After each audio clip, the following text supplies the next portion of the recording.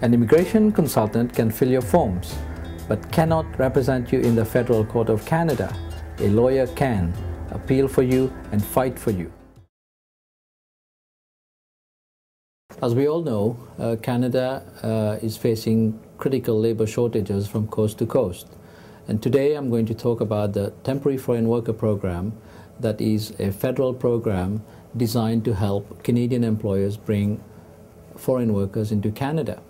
It is administered by two federal government departments, namely the HRSDC, Human Resources and Skills Development Canada, now known as Service Canada, and Citizenship and Immigration Canada, CIC.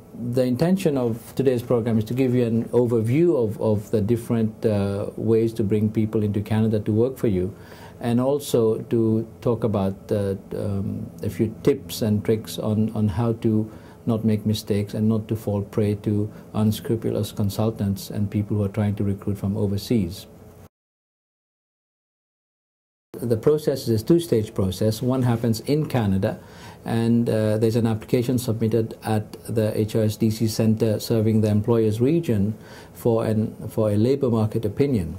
And second stage happens overseas at a Canadian embassy that is responsible for issuing the work permit, which is an employment authorization that allows a foreigner who is not a Canadian resident or citizen to legally work in Canada. The employer has to submit an application for LMO, Labour Market Opinion, and has to demonstrate to HRSDC officials that the employer has made every effort to recruit from Canada. That is done through demonstration of elaborate advertisements from coast to coast, or local print media and so forth.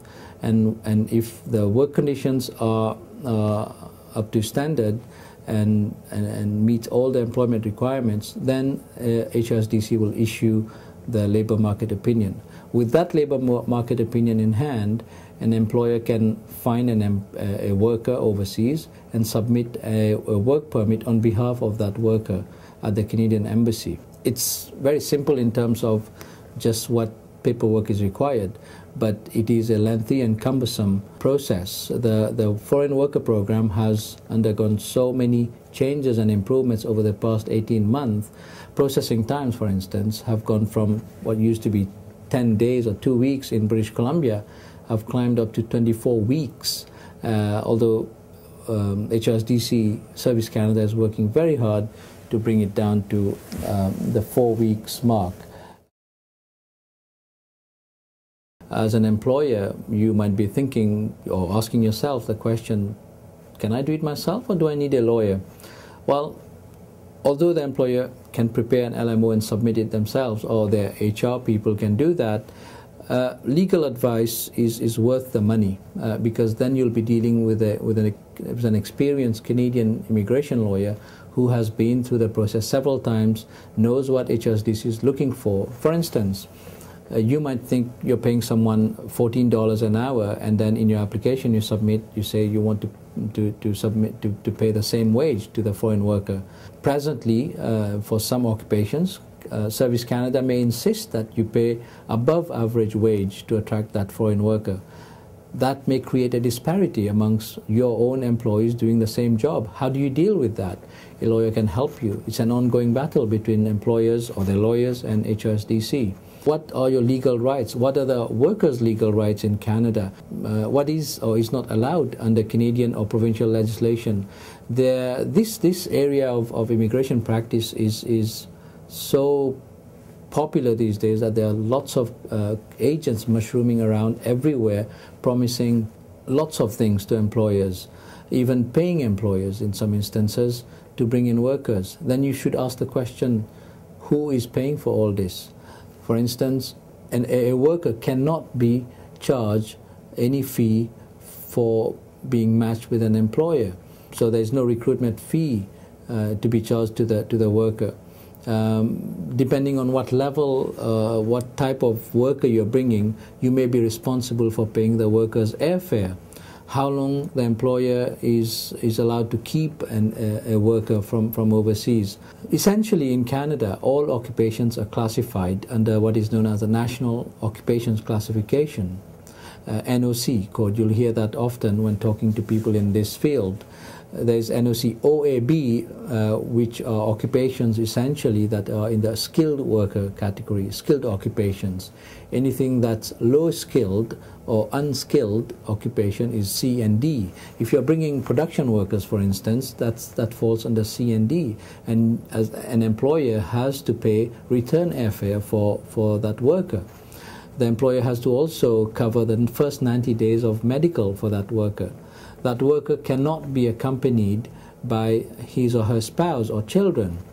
On the other hand, if you're bringing in a worker who's in the skilled occupation category, that worker can be accompanied by his or her spouse, who gets an open work permit, and he or she is able to work anywhere on any hours. The children of that skilled worker will also be allowed to come to Canada. So it's a whole family.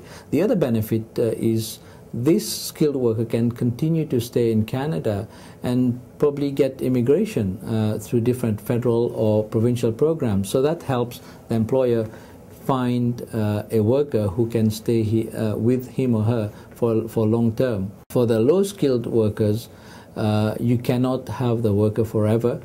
If the work permit is valid for 24 months, for instance, you have that worker has to leave Canada after the expiry of those 24 months. Even if you want to extend or renew that work permit, you'll have to make an application, and then the worker can only come back to Canada after 4 months.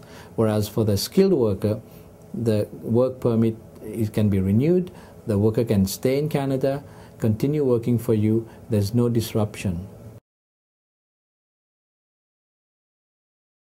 The latest addition and the most attractive to all the work permit LMO process is the expedited LMO, also known as ELMO.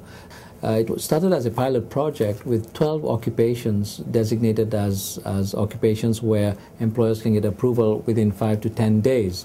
Now that the occupation list has gone up to 33 occupations. It's very, very interesting. Employers who find themselves needing people who are listed in that ELMO list should consult with a lawyer, a professional, so that they can get their workers here as fast as possible. They vary. There are skilled and unskilled workers there. Some of them like carpenters, machinists, mechanical engineers, delivery drivers. It's a long list, and I encourage all of you to contact a professional who can give you advice on that list and how to bring in those workers into Canada.